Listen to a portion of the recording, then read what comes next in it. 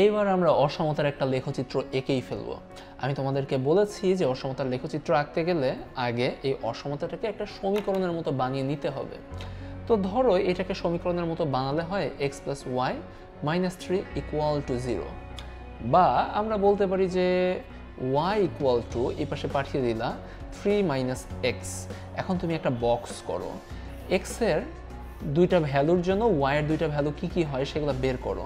ধরো x এর value তুমি বসাচ্ছো 0, তাহলে y এর ভ্যালু কত বসছে 3 - 0 অর্থাৎ 3। আবার ধরো x এর ভ্যালু তুমি বসিয়েছো -3, যদি -3 বসিয়ে থাকো তাহলে 3 - -3 অর্থাৎ 3 + 3 হয়ে যাচ্ছে, অর্থাৎ 6 হয়ে যাচ্ছে। তো আমরা x আর y এর দুইটা যদি ভ্যালু এভাবে পেয়ে যাই, দুইটা পয়েন্ট কিন্তু আমরা বসিয়ে দিতে পারবো এবং সরলরেখাটা এঁকে দিতে পারবো। সো x এর ভ্যালু যখন 0, y এর ভ্যালু তখন 3, তো আমরা সেটা বসিয়ে দেই 0 আর এখানে 3। তারপরে x এর ভ্যালু যখন -3, y এর ভ্যালু তখন কত 6, -3 আর 6। এবার যদি আমরা যুক্ত করে দেই, যোগ করে দেই, এটাকে বর্ধিত করে দেই এইভাবে, তাহলে আমরা পুরো সরলরেখাটা পেয়ে যাব। এই যে আমার সরলরেখাটা, এই সরলরেখাটা কার রেখা? এটাকে কি দিয়ে চিহ্নিত করা যায়? এটাকে বলা যায় যে x + y - 3 = 0। আমাকে তো বলেছে যে x + y 3 - 3 > 0, এই অঞ্চলটা কোনটা সেটা বের করতে। আমরা যখন গ্রাফ পেপারে একটা রেখা আঁকি, তিনটা অংশে এই গ্রাফ পেপারটা ভাগ হয়ে যায়। একটা হলো গিয়ে এই সরলরেখাটা নিজেই, এইটার উপরে বেশ কিছু বিন্দু আছে। একটা হলো গিয়ে এটা ডান পাশ আর একটা হলো গিয়ে বাম পাশ।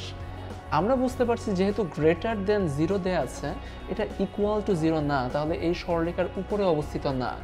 হয় ডান পাশে হবে নয়তো বাম পাশে হবে, হয় ডান পাশের সব বিন্দু নয়তো বাম পাশের সব বিন্দুই হবে আমাদের এই অসমতার লেখচিত্র।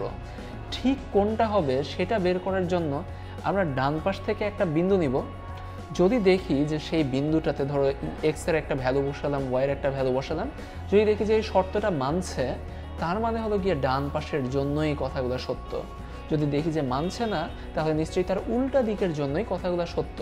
সো আমরা সেই হিসাবে বিন্দুগুলো বসিয়ে দিব। ধরো এটা ডান পাশের একটা বিন্দু, এই যে মূল বিন্দুটা 0, সেটা বসিয়ে দেখি যে এখানে যদি 0, বিন্দুতে x + y - 3 = হয় 0 + 0 - 3। সেটা কি 0-র চাইতে বড় হয়? এই যে বলা আছে যে x + y - 3 > 0 হবে, সেটা কি 0-র চাইতে বড় হয়? হয় না।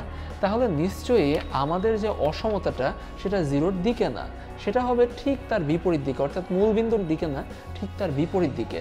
এই পাশের যত বিন্দু আছে না, সেই সকল বিন্দুর জন্যই আমাদের এই শর্তটা প্রযোজ্য হবে।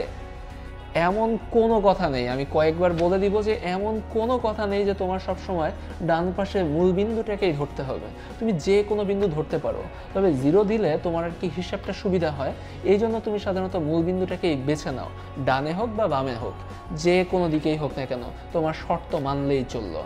তবে ব্যাপারটাই কি আমরা পেলাম, যে কোনো অসমতার লেখচিত্র আঁকতে গেলে সেটার সমীকরণ অনুসারে আমরা একটা সরলরেখা আঁকবো। অসমতাটা হয় তার ডান পাশে হবে নয়তো বাম পাশে হবে। কোন পাশে হবে সেটার জন্য ডান পাশ থেকে বা বাম পাশ থেকে একটা বিন্দু নিব, সেই বিন্দুর ভুজ আর কোটি x আর y হিসাবে এখানে বসাবো। বসিয়ে দেখব যে আমাদের শর্তটা মানছে কিনা। যেমন এখানে শর্ত ছিল > 0, সেটা মানছে কিনা। যেহেতু মানেনি, তাহলে ওই দিকে হবে না, ঠিক তার বিপরীত দিকে হবে। আসো আমরা নেক্সট ভিডিওতে এই ধরনের একাধিক সমস্যা সলভ করা শুরু করে দেই।